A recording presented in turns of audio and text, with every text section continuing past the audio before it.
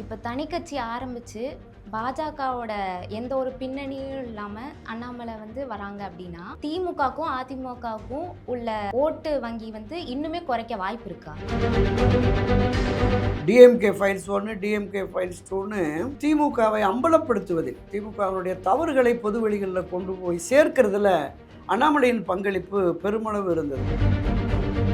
பாரதிய ஜனதா கட்சி தமிழகம் முழுவதும் விரவி பரவி செல்வதற்கு, மக்களிடையே ஒரு தாக்கத்தை ஏற்படுத்துவதற்கு திரு எல் முருகன், திருமதி தமிழிசை சவுந்தரராஜன், திரு அண்ணாமலை, இந்த 3 பேரை சொல்லலாம். இல்லை, அண்ணாமலையினுடைய அரசியல் என்பது நோட்டாவுக்கு கீழ் அப்படிங்கிற விமர்சனத்துக்கு ஆளாகி இருந்த பாரதிய ஜனதா கட்சியை 4%, 5% என்று வாக்கு வங்கியை உயர்த்தியது. கூட்டணி போட்டு 18-19% அளவுக்கு பாஜக கூட்டணிக்கு வாக்கு கிடைப்பதற்கு அண்ணாமலையுடைய தலைமைத்துவம், அவருடைய அணுகுமுறை தான் இருந்தது. அண்ணாமலை அவர்கள் தேசிய அந்த பாரதிய ஜனதா கட்சியிலேயே பயணிக்க போகிறாருங்கிறது ஒரு மிகப்பெரிய கேள்விக்குறியாக. ஆனால் அவர் அரசியல் கட்சியை தொடங்கினா தமிழகத்தில் அவருக்கான ஒரு செல்வாக்கு இருக்கும் அப்படிங்கிறது தான் நம்முடைய பார்வையாக. இப்போ அண்ணாமலையினுடைய நோக்கம் என்னன்னா, இந்த தமிழக வெற்றி கழகம் ஆட்சி அதிகாரத்திற்கு வந்து விட்டது. இப்போ இளைஞர்கள் பெரும்பாலும் அரசியல் புரிதலோட பயணிக்க தொடங்கிட்டாங்க. இந்த வாய்ப்பை நம்ம தவற விட்டுட்டோமோ, தேர்தலுக்கு முன்னதாகவே இதை நாம் செய்திருக்கலாமோ அப்படிங்கிற பார்வை அவர் எதிர்பார்த்த அளவுக்கு பாரதிய ஜனதா கட்சியில் மாநில அளவிலும் சரி, தேசிய அளவிலும் சரி, பெரிய அளவில் அவருக்கு பொறுப்பு இல்லை.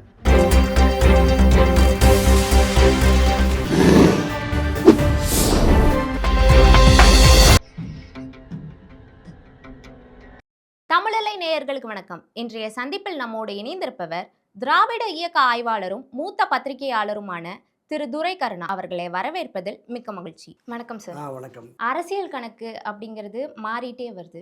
ஆனால் இப்போ அரசியல் கணக்கு சொல்ல முடியாத அளவுக்கு மாறிட்டு இருக்கு. ஏன்னா நேத்தவர பாஜகவில் பயணித்த வந்த திரு அண்ணாமலை இப்போ திடீர்னு புதிய அவதாரம் எடுக்கிறதா சொல்லியிருக்காங்க.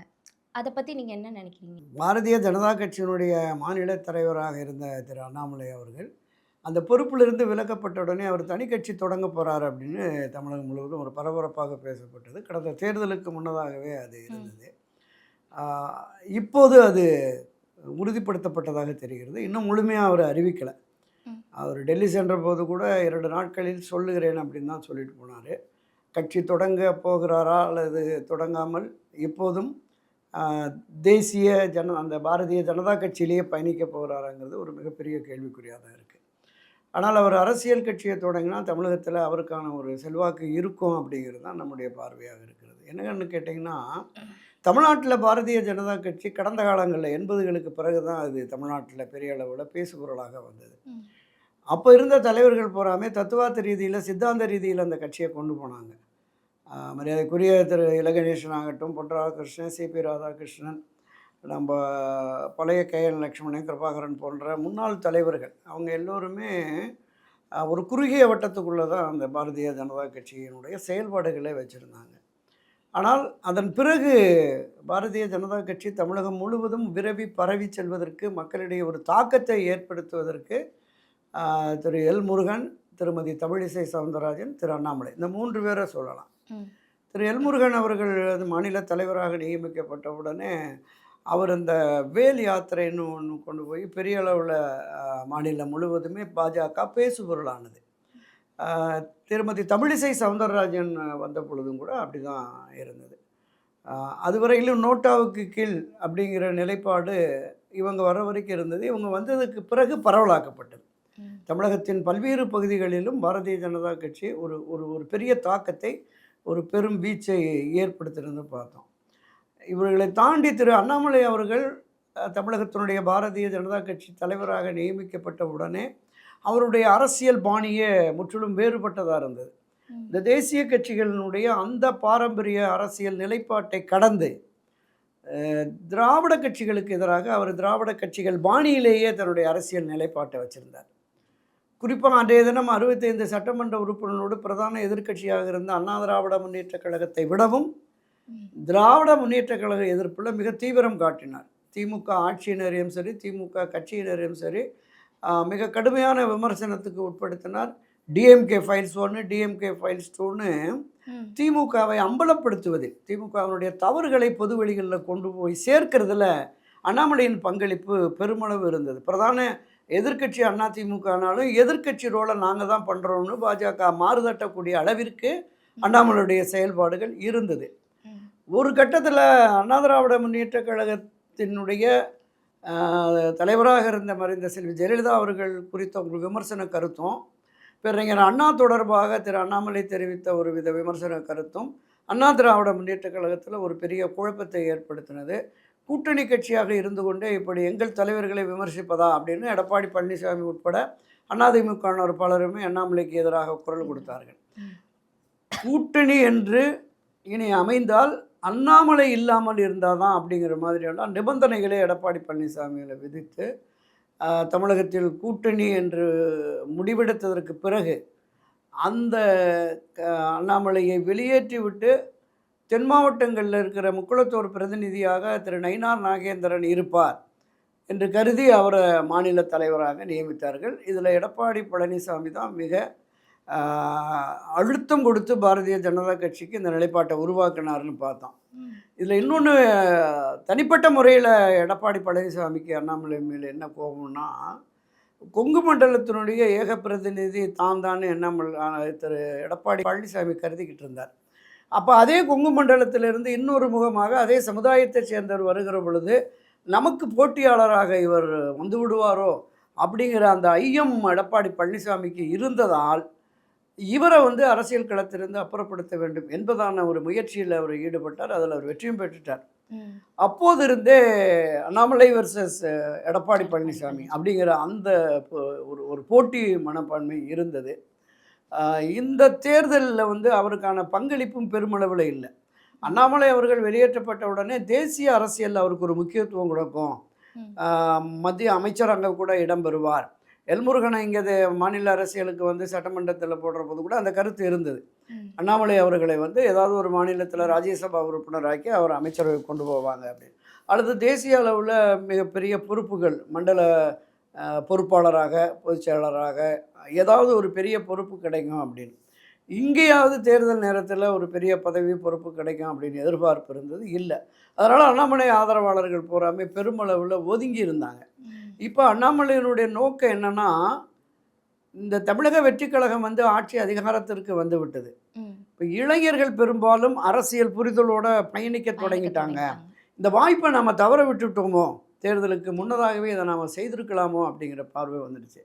அவர் எதிர்பார்த்த அளவுக்கு பாரதிய ஜனதா கட்சியில் மாநில அளவிலும் சரி, தேசிய அளவிலும் சரி, பெரிய அளவில் அவருக்கு பொறுப்பு இல்லை. அப்போ நீ பொறுத்தது போதும் பொங்கி எழுந்துட்டாரோ அப்படிங்கிற மாதிரி தெரியுது. ஆனால் அவர் அண்ணாமலை அவர்கள் டெல்லி போய் அமித்ஷாவை சந்தித்தார், நிதின் பாரதிய ஜனதா கட்சியினுடைய தேசிய தலைவரை சந்தித்தார், மற்றவர்களையும் சந்தித்து பேசினார் அப்படிங்கிறாங்க. இப்போ அவர் இன்றைக்கு அவருக்கு பிறந்தநாள், அண்ணாமலைக்கு நம்ம தமிழ் அலை சார்பாக அவருக்கு பிறந்தநாள் வாழ்த்தையும் சொல்லிடுவோம். ஒருவேளை அரசியல் கட்சி தொடங்கினால் அந்த கட்சிக்கு நம்ம வரவேற்பை தெரிவிச்சிடலாம். என்ன நிலைப்பாடு என்பதை அவர் தெளிவுபடுத்துகிறாரு. தெளிவுபடுத்திய பிறகு தனிக்கட்சி தொடங்குகிறாரா, அந்த தனிக்கட்சி எந்த அளவிற்கு தமிழகத்தில் தாக்கத்தை ஏற்படுத்தும் என்பது அவருடைய அறிவிப்புக்கு பிறகு நம்ம பார்க்கலாம். இப்போ தனிக்கட்சி ஆரம்பித்து பாஜகவோட எந்த ஒரு பின்னணியும் இல்லாமல் தனிக்கட்சி ஆரம்பித்து அண்ணாமலை வராங்க அப்படின்னா, அது இப்போ திமுகவுக்கும் அதிமுகவுக்கும் உள்ள ஓட்டு வங்கி இன்னுமே குறைக்க வாய்ப்பு இருக்கா? இல்லை, அண்ணாமலையினுடைய அரசியல் என்பது நீங்கள் தாவேகா விஜயோடு ஒப்பிடுகிற பொழுது ஒப்பிட முடியாத அளவிற்கு அவருடைய செயல்பாடுகள் இருந்தது, அரசியல் புரிதல்களோடு இருந்தது. பல்வேறு பத்திரிகையாளர் சந்திப்பு, நீங்கள் கோவை போனால், டெல்லி போனால், விமான நிலையம் போனால், எங்கே போனாலுமே எல்லா கேள்விகளுக்கும் பதில் சொல்லுவார். எந்த பிரச்சனையானாலும் அதை முன்னின்று பேசுவார். அப்போ புதிய இளைஞர்கள் மத்தியில் அவருக்கு ஒரு ஈர்ப்பு இருந்தது, அண்ணாமலை மீது ஒரு ஈர்ப்பு இருந்தது. அவர் நடத்திய அந்த எண்மண் எண்மக்கள் யாத்திரை இருக்குல்ல, அந்த யாத்திரையின் போது பார்த்தோம் பல மாவட்டங்களில் புதிய இளைஞர்கள் சேர்ந்தாங்க.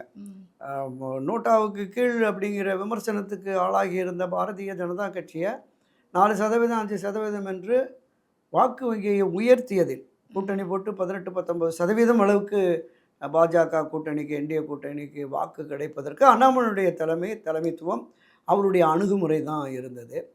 அவருக்கு என்னென்னா பெரிய அளவில் மாநில பாஜகவின் மூத்த நிர்வாகிகள் அவரோடு சரியாக ஒத்துழைக்கல, பிரச்சனைகள் இருந்ததுங்கிற ஒரு காரணம். இன்னொரு காரணம் எடப்பாடி பழனிசாமியினுடைய அந்த அழுத்தம்.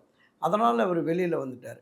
அப்போ இந்த விஜயை கடந்து அண்ணாமலையின் மீது ஈர்ப்பு கொண்ட இளைய பட்டாளம் ஒன்று இருக்குது. அவங்க வந்து அரசியலுக்கு வரணும்னு மிகப்பெரிய அளவு இன்றைக்கி அந்த போஸ்டர்ஸ் எல்லாம் பார்த்தீங்கன்னா அவருடைய பிறந்த நாளுக்கு தமிழ்நாடு முழுவதும் பெரிய அளவில் வரவேற்பு. புதிய தலைமை அப்படிங்கிற மாதிரி தலைவாவா தலைமை இருக்கிறவங்கலாம் நிறைய வந்துட்டுருக்கு. அப்போ ஒரு வரவேற்பு இருக்குது. இது எங்கேருந்து போகும்னா, திராவிட முன்னேற்ற கழகம், அண்ணா திராவிட முன்னேற்ற கழகத்தில் வந்து ஏராளமான பதவிகள் பொறுப்புகளுக்கு எல்லாம் ஃபுல்லாகிடுச்சு. இல்லை, இனி புதிய அளவில் இப்போ புதிய கட்சி என்று வருகிற பொழுது அண்ணாமலைக்கு ஆதரவு நிலைப்பாட்டில் வருகிற இளைஞர்கள் புதிய அரசியல் கட்சி இணைந்து தங்களுக்கு மாநில அளவில், மாவட்ட அளவில், நகர ஒன்றிய அளவில் பொறுப்புகளை பெறலாம். அவர் இந்த பிரதான கட்சி என்று தொடங்கி அதற்கு பிரிவுகள்னு வரும். இளைஞரணி, பேரவை, பாசறை, மாணவர் அணி, தொழிற்சங்க பிரிவு, இந்த பக்கம் வர்த்தக பிரிவு, வேளாண் பிரிவு, அப்படி வருகிற பொழுது அதுலேயும் லட்சக்கணக்கானவரை நிர்வாகிகளாக நியமிக்கலாம்.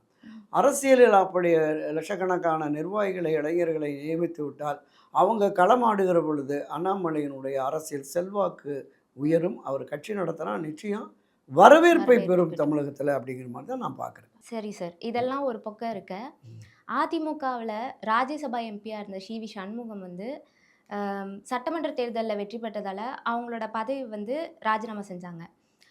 அந்த பதவி வந்து இப்போ காலியாக இருக்கிறதுனால புதுசாக அந்த தாவேக்காவுக்கு அந்த பதவி வாய்ப்பை கொடுக்கலாம் அப்படின்னு பேசப்பட்டுச்சு. இப்போ வந்து தாவேக்கா அந்த வாய்ப்பை அப்படியே காங்கிரஸ்க்கு கொடுத்துருக்காங்க. அதை நிறைய பேர் என்ன சொல்கிறாங்கன்னா, காங்கிரஸ் வந்து தாவேக்கா கிட்ட இருந்து அதை தட்டி பறிச்சிருச்சு அப்படின்னு சொல்கிறாங்க. அதை பற்றி நீங்கள் என்ன நினைக்கிறீங்க? இல்லை, அதாவது காங்கிரஸ் கட்சிக்கு ராஜ்யசபா பதவி கொடுத்தது என்பது காங்கிரஸினுடைய வேண்டுகோள், டெல்லி அழுத்தம். டெல்லியிலிருந்து சிதம்பரம் முன்னாள் நிதியமைச்சர் அவருக்கு வந்து இதை கொடுப்பாங்க அப்படிங்கிற மாதிரி இருக்குது. அதில் அவருடைய ஆதரவாளர்களுக்கு கொடுப்பாங்க அப்படின்னு.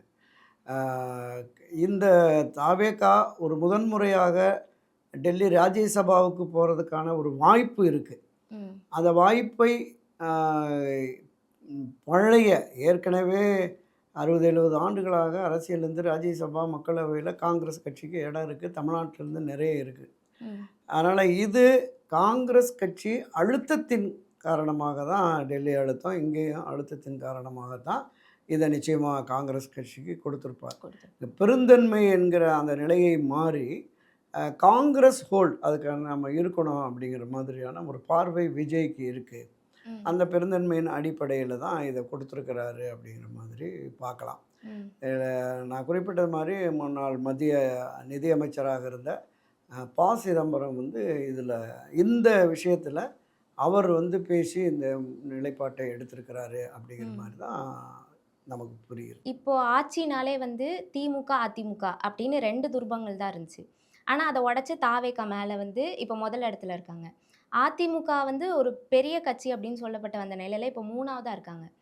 அப்படி 3ஆவதாக தள்ளப்பட்டதுக்கு காரணம் வந்து அந்த கட்சி பிளவை தலைமைச் செயலகம் வந்து எப்படி சரி செய்யணும்? இல்லை, எடப்பாடி பழனிசாமி அவருடைய பிடிவாதத்தின் காரணமாக தான் இந்த நிலை உருவாகியிருக்கு அப்படிங்கிறது வந்து பொதுவெளிகளில் அதுதான் பெரிய அளவில் பேசுபொருளாக இருக்கிறது. தொடர்ந்து கிட்டத்தட்ட ஒரு 10-11 தேர்தல்களில் 2 நாடாளுமன்ற தேர்தல், 2 சட்டமன்ற தேர்தல், பல உள்ளாட்சி தேர்தல், இடைத்தேர்தல்னு தொடர்ந்து தோல்வி. அப்போ இந்த தோல்விகளுக்கு பொறுப்பேற்று தோல்விகளுக்கான காரணம் குறித்து செயற்குழு பொதுக்குழுவில் விவாதிக்கணும், மூத்த தலைவர்கள் நிர்வாகிகள் கொண்ட குழுவை போடணும் அப்படின்னு தொடர்ந்து வலியுறுத்துகிறாங்க. 2024 நாடாளுமன்ற தேர்தல் தோல்விக்கு பிறகே இந்த அழுத்தம் வலியுறுத்தல் இருந்தது. அதற்கு முன்னதாக 2021 சட்டப்பேரவை தேர்தலில் தோல்வி அடைந்தோடனே தோல்விக்கான காரணம் குறித்து நம்ம மாவட்ட அளவில் ஆய்வுக் கூட்டங்கள் நடத்தணும் அப்படின்னு அன்றைக்கு கட்சியின் ஒருங்கிணைப்பாளர் அந்த ஓபிஎஸ் உட்பட மூத்த நிர்வாகிகள் சொன்னாங்க. எடப்பாடி பழனிசாமி ஒப்புக்கொள்ளல. 2024 தேர்தலில் மிக மோசமான தோல்வி. அப்போவும் நிர்வாகிகள், ஒரு முன்னணி நிர்வாகிகள் 6 பேர் போய் அவர் வலியுறுத்துகிறாங்க, நாம் வந்து இது தொடர்பாக ஒரு ஆய்வுக் கூட்டம் நடத்தணும், கட்சியிலிருந்து விலக்கி வைக்கப்பட்டு விலகி சென்றவர்கள் எல்லாத்தையும் இணைச்சி ஒருங்கிணைந்தால் தான் 2026 சட்டப்பேரவை தேர்தலில் நமக்கு வெற்றி சாத்தியம் அப்படின்னு பேசினாங்க. கடந்த 3 ஆண்டுகளாக இதே கருத்தை நான் வலியுறுத்தி நம்முடைய அரங்கம் உட்பட பல்வேறு பகுதியில் நான் சொல்லிட்டு இருந்தேன். 2024 தேர்தல் தோல்வி என்பது அதிமுக வரலாற்றிலே இல்லாத ஒரு மிகப்பெரும் தோல்வி, பின்னடைவு, சரிவை சந்திச்சிருக்கு. அப்போ அந்த மூத்த தலைவர்கள் சொன்ன மாதிரி கட்சியை ஒருங்கிணைத்து தன் பிடிவாதத்தை தளர்த்தி எடப்பாடி பழனிசாமி அனைவரையும் அரவணைத்து ஒரு வலிமையான கட்சியாக அதிமுகவை கட்டமைத்து விட்டு வலுவான கூட்டணியை உருவாக்கினால் மட்டும்தான் 2026 தேர்தலில் வெற்றி பெற முடியும். அப்படி இல்லைன்னு சொன்னால் மிக மோசமான நிலைக்கு போயிடும். இளையவர்கள் ஒரு 50-40 வயதுக்கு கீழே இருக்கிறவங்கெல்லாம் முகாம் மாறிடுவாங்க. புதிய அரசியல் கட்சியான தவிகவுக்கோ திமுகவுக்கோ மற்ற கட்சிகளுக்கு போயிடுவாங்க. எடப்பாடி பழனிசாமி இனி இந்த கட்சியை ஒரு வெற்றி பாதைக்கு அழைத்து செல்லக்கூடிய தகுதியோ திறமையோ ஒரு தனித்திறனோ அவனுக்கு இல்லை அப்படிங்கிற புரிதலுக்கு கட்சிக்காரங்க வந்துட்டாங்கன்னா இந்த இடமாற்றம், முகாம் மாற்றம், அணி மாறுதல் என்பது வந்துவிடும் அப்படின்னு தான் நான் பேசிகிட்டு இருந்தேன். அதுதான் இப்போ நடந்துக்கிட்டு இருக்கு. இன்னும் அந்த பிடிவாதத்தை அவர் தளர்த்தலைங்கிற போது நீங்கள் குறிப்பிட்டது மாதிரி தாவேகா ஒரு பெரிய ஒரு ஜனநாயக புரட்சியை நடத்தி ஆட்சிக்கு வந்துருச்சு. திமுக வெர்சஸ் அதிமுகன்னு இருந்த நிலை, இந்த 2 அரசியல் கட்சிகள் திராவிட கட்சிகள் மீதான பார்வை, பொதுவெளி பார்வை என்பது தொடர்ந்து இவங்களே 50-60 ஆண்டுகளாக இருக்காங்க. ஒரு புதிய மாற்றம் தேவை என்று விரும்பிய மக்கள் வாக்களிச்சிருக்கிறாங்க. அதில் நம்ம குறை சொல்ல முடியாது. இளைய சமுதாயம் நீங்கள் குறிப்பாக பல்வேறு விதமான கருத்தாக்கங்கள் இது தொடர்பான ஒரு விமர்சன பார்வைகள் இருக்குது. தவிகவுடைய வெற்றி தொடர்பாக அவங்க இந்த இன்ஸ்டாகிராம், வாட்ஸ்அப்பை வச்சு தான் பெரிய அளவில் பிரச்சாரம் பண்ணி, ஏன்னா அது உண்மையும் கூட. ஒரு 234 தொகுதியில் ஒரு 30-40 தொகுதி கூட விஜய் பிரச்சாரம் பண்ண மாதிரி இல்லை. பல்வேறு மாவட்டங்களில் போய் பெரிய அளவில் அவர் பிரச்சாரம் பண்ணி கட்சியை கட்டமைத்தாரான்னு இல்லை. பல வேட்பாளர்கள் யாருன்னே விஜய்க்கு தெரியாது. அதே மாதிரி வாக்களித்த மக்களுக்கும் யாருன்னு தெரியாது. விஜய், விஷில் இது 2 தான். ஓட் ஃபார் விஷில், ஓட் ஃபார் டிவிகேன்னு போட்டு எல்லாம் அடித்து உலகம் போகிறான். அவர் முதலமைச்சர் ஆனவுடனே குட்டீஸுகளுக்கு நன்றி சொன்னார்ல, அந்த குட்டீஸுகள் தான் அந்த வெற்றிக்கு அடிப்படை காரணம். பூரா தாத்தா விசிலுக்கு போடு, அம்மா விசிலுக்கு போடு, மாமா விசிலுக்கு போடுன்னு குழந்தைங்க சொன்ன உடனே, நம்ம வீட்டில் குழந்தைகள் சொன்னால் உடனே கேட்டுருவாங்க பெரியவங்க. அந்த மாதிரி ஒரு ஒரு பெரிய மாற்றம் எதிர்பார்க்கலை. திமுகவும் எதிர்பார்க்கலை, அதிமுகவும் எதிர்பார்க்கலை. பொதுவெளிகளில் மக்களும் பெரிய அளவில் எதிர்பாராத ஒரு நிலை வந்துடுச்சு. அதனால் அவர் வந்துட்டார். திராவிட கட்சிகள் 2 பின்தங்கி போயிடுச்சு. இப்போ பிரதான எதிர்க்கட்சியாக திராவிட முன்னேற்ற கழகம் வந்துடுச்சு. அதிமுக 3ஆம் இடம் போயிடுச்சு. 210 தொகுதிகளில் வெற்றி பெற்று பெரிய அளவில் ஆட்சி அதிகாரத்துக்கு வருவோம் என்று பேசி தமிழகம் முழுவதும் சுற்றுப்பயணம் செய்த எடப்பாடி பழனிசாமி கட்சியை 3ஆம் இடத்துக்கு கொண்டு வந்துட்டார்.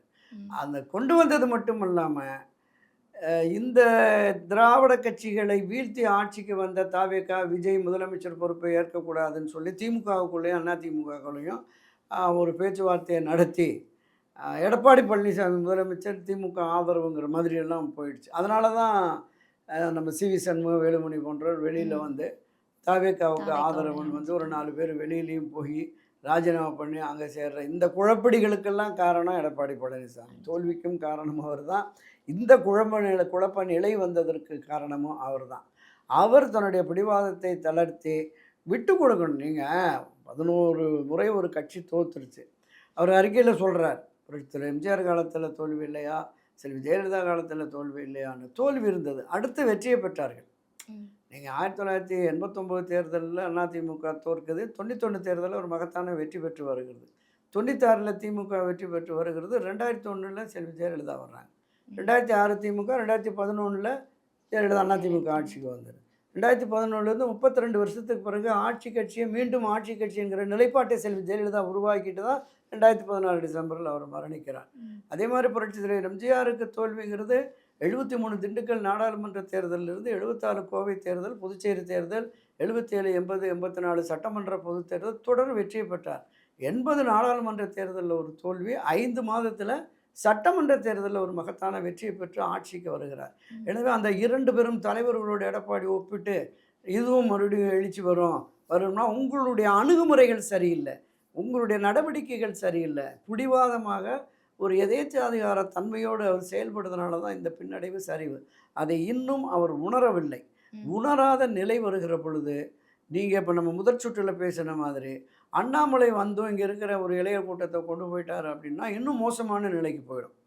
திராவிட முன்னேற்ற கழகம், அண்ணா திராவிட முன்னேற்ற கழகம், இந்த 2 கட்சிகளும் மாறி மாறி ஆட்சிக்கு வந்த நிலையில் புதிதாக வந்த தவிக, விஜய் புதிதாக வரப்போகிற திரு அண்ணாமலை. அண்ணாமலை. அப்போ விஜய் வெர்சஸ் அண்ணாமலைன்னு அண்ணாமலை. 2031 தேர்தலை கொண்டு போயிட்டாங்கன்னா இவங்க 2 பேரும் என்ன செய்ய போகிறாங்கன்னு தெரியல. இப்போ நீங்க சொன்ன மாதிரி விஜய் விசஸ் அண்ணாமலை அப்படின்னு மாறுறதுக்கான சூழல் வந்துருச்சு அப்படின்னா, ஆட்சி மாற்றம் நடக்குமா திரும்ப?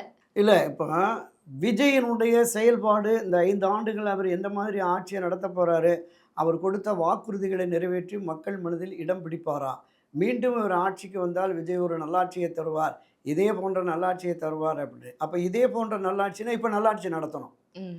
அதற்கான வாய்ப்பு இப்போ வந்த 1 மாதத்துக்குள்ளே நிறைய சட்ட ஒழுங்கு பிரச்சனை, பாலியல் பிரச்சனைகள்னு விமர்சனங்கள் நிறைய வர ஆரம்பிச்சிச்சு. இது காலங்காலமாக திராவிட முன்னேற்ற கழக ஆட்சியினுடைய நீட்சியாக இது வந்தாலும் கூட, இப்போது ஒரு கடுமையான கட்டுப்பாடுகளை விதித்து, தண்டனைகளை பெற்றுக் கொடுத்து, காவல்துறையினுடைய சுதந்திரமாக நடமாட விட்டு, இந்த பிரச்சனையை கட்டுக்குள் கொண்டு வரணும். ம். இதை தாண்டி மக்கள் மத்தியில் ஒரு பெரிய எதிர்பார்ப்பு இருக்குது. இவர் கொடுத்த வாக்குறுதிகள் இருக்குல்ல, ம். அது கிட்டத்தட்ட ஒரு நிறைவேற்றப்படுமா? ஆமாம், ஒரு கிட்டத்தட்ட ஒரு 5 லட்சம் 5.5 லட்சம் கோடி தான் ஆண்டு பட்ஜெட்டே தமிழ்நாட்டில். இவர் ஒரு ஆண்டுக்கு 12 லட்சம் கோடி ரூபாய்க்கு மேலே செலவு பிடிக்கக்கூடிய வாக்குறுதிகளை கொடுத்துருக்கிறார். அப்போ இந்த வாக்குறுதிகளை எதையெல்லாம் நிறைவேற்றுவார் அப்படின்னு தெரியல. அவர் காலக்கெடு கேட்டிருக்கார். கஜானாவை தொடச்சி எடுத்துகிட்டு போயிட்டாங்க, நிதிநிலை தொடர்பாக வெள்ளை அறிக்கை கொடுக்குறேன், அதன் பிறகு எனக்கு கால அவகாசம் கொடுங்க, ஒன்றா நிறைவேற்றுறேன் அப்படின்னு சொல்லியிருக்கிறார். ஒன்றொன்றாக அந்த பட்ஜெட்டில் ஏதாவது 1, 2 முக்கிய அறிவிப்பு, குறைந்தபட்ச மகளிர் உரிமை தொகை 1000 2500 கொடுத்துருக்காரு. ஸோ அது மாதிரியான குறைந்தபட்ச 1, 2 வாக்குறுதிகள் இந்த பட்ஜெட்டில் அறிவித்தார்னா சரி செய்வாங்கிற நம்பிக்கை இருக்கும். அதற்கு அடுத்து நிதி நிலைமைக்கு ஏற்ப அவர் ஒவ்வொன்றையும் செய்கிற பொழுது அது மக்கள் மத்தியில் ஒரு ஈர்ப்பு வரும். ஆனால் கொடுத்த வாக்குறுதிகளை நிறைவேற்ற முடியாத தன்மை வருகிற பொழுது விமர்சனத்துக்கு ஆளாகும். எதிர்க்கட்சிகள், பிரதான எதிர்க்கட்சி கிட்டத்தட்ட 57 சீட்டோட திமுக நிற்கிது. 47 43 ஆமாம் 4 பேர் போயிட்டாங்க. 43ஓட 3வது கட்சியாக இருக்கிறது. அப்போ கிட்டத்தட்ட ஒரு 100க்கும் மேற்பட்ட பிரதான எதிர்க்கட்சி இடத்துல இருக்கிற போது அவர்களை எதிர்கொள்வதற்கு ஆட்சி கட்சி விஜய் தாவேகா திணறும். அப்போ இந்த நிலைப்பாடு என்பது மிகப்பெரிய அளவில் மக்கள் மத்தியில் அதிருப்தி உருவாகிற பொழுது அந்த அதிருப்தியை புதிய சக்தியான அண்ணாமலை பயன்படுத்தி தாவேகா விஜய்க்கு எதிராக எப்படி திமுக ஆட்சிக்கு எதிராக களமாடி கடுமையான விமர்சனங்களை வச்சாரோ, அது தாவேகாவுக்கு எதிராக வருகிற பொழுது நான் குறிப்பிட்ட தாவேகா வெர்சஸ் அண்ணாமலை அப்படின்னு மாறும். இன்னொன்று நம்ம பார்க்கணும், இப்போ ஒரு புதிய சகாப்தத்தை உருவாக்கிட்டார் தமிழ்நாட்டில். இதுவரையிலும் இல்லாத அளவிற்கு கூட்டணி ஆட்சிங்கிற ஒரு நிலைப்பாட்டை விஜய் உருவாக்கி வச்சுட்டார். அப்போ இனி எந்த கட்சி ஆட்சினாலும் தனித்து ஆட்சி அமைக்க முடியாது. அது திமுகவானாலும் அதிமுகவானாலும் அல்லது இதே தாவேகாவானாலும் புதிதாக வருகிற அண்ணாமலை ஆனாலும் கூட்டணி ஆட்சி என்கிற அந்த நிலைப்பாட்டை தான் கடைப்பிடித்து போக வேண்டிய ஒரு சூழல் உருவாகிடுச்சு. அப்போ அண்ணாமலை வருகிற பொழுது அவர் யாரோடாவது கூட்டணி அமைத்து ஒரு புதிய ஆட்சியை அமைப்போம். ஒருவேளை அண்ணா திராவிட முன்னேற்ற கழகத்துக்கு மேலே அண்ணாமலைக்கு ஒரு ஈடுபாடு இருக்கிறது. எடப்பாடி என்கிற தனி மனிதன் மீதான கோபம் அது தனித்து, ஆனால் அந்த கட்சியினர் மீது கட்சி மீது அவருக்கு ஒரு ஈர்ப்பு இருக்கிறது. ஒருவேளை எடப்பாடி பழனிசாமி இல்லாத ஒரு புதிய தலைமை அதிமுக வருகிற பொழுது அவங்களும் ஒரு கூட்டணி வச்சு பண்ணலாம். திமுக தான் எதிரி என்பதை தாவேகா விஜயும் பேசுகிறாரு, அண்ணாமலையும் பேசுகிறாரு. அப்போ இவங்களோட போகிறதுக்கு தயாராக நிச்சயமாக இருப்பாங்க. அப்படி வருகிற பொழுது கூட்டணி ஆட்சி என்று வருகிற பொழுது அண்ணாமலைக்கு ஒரு தமிழக அரசியலில் ஒரு முக்கியத்துவம் கிடைக்கும் அப்படின்னு தான் நான் பார்க்குறேன். அதிமுகவில் எடப்பாடி பழனிசாமி அதுக்கு ஒத்துப்பாங்களா கூட்டணி வைக்க? அண்ணாமலை கூட கூட்டணி வைக்க இல்லை, அதை தான் நான் சொன்னேன். எடப்பாடி பழனிசாமி மீது அண்ணாமலை அவர்களுக்கு ஒரு தனிப்பட்ட விரோதம், கோபம் இருக்கிறது. இன்றைய சூழலில் எடப்பாடி பழனிசாமி தலைமையிலான அதிமுகவில் பயணிப்பதற்கே கட்சியினுடைய மூத்த முன்னோடிகள், நிர்வாகிகள். இப்போ நீங்கள் குறிப்பிட்ட சி.வி. சண்முகம் வெளியில் வந்துட்டார். இன்னும் போய் இணைவதற்கான, எடப்பாடியை சந்தித்து பேசுவதற்காக இல்லை. தாவேகா பக்கம் வருவாரானா அதுவும் தெரியல. டாக்டர் விஜயபாஸ்கரும் அந்த நிலைப்பாட்டில் தான் இருக்கிறாங்க. அப்போ இதை தாண்டி இவருடைய எடப்பாடி பழனிசாமியினுடைய அந்த பிடிவாத தன்மையால் அவருக்கு எதிரான நிலைப்பாட்டை எடுத்து தனி அணியாக சட்டமன்றத்தில் ஒரு 25 எம்எல்ஏ தாவேகாவுக்கு போட்டாங்கல்ல, அந்த 25 எம்எல்ஏ அவரால் நீக்கப்பட்ட மாவட்ட செயலாளர்களும் எடப்பாடி பழனிசாமியினுடைய அந்த பிடிவாத போக்கிலிருந்து தளர வேண்டும். அவர் கட்சியை மறு கட்டுமானம், ஒரு சுய பரிசோதனைக்கு உட்படுத்தணும். அப்படிங்கிற போது செயற்குழு பொதுக்குழு கூட்டி விவாதிக்கணும்.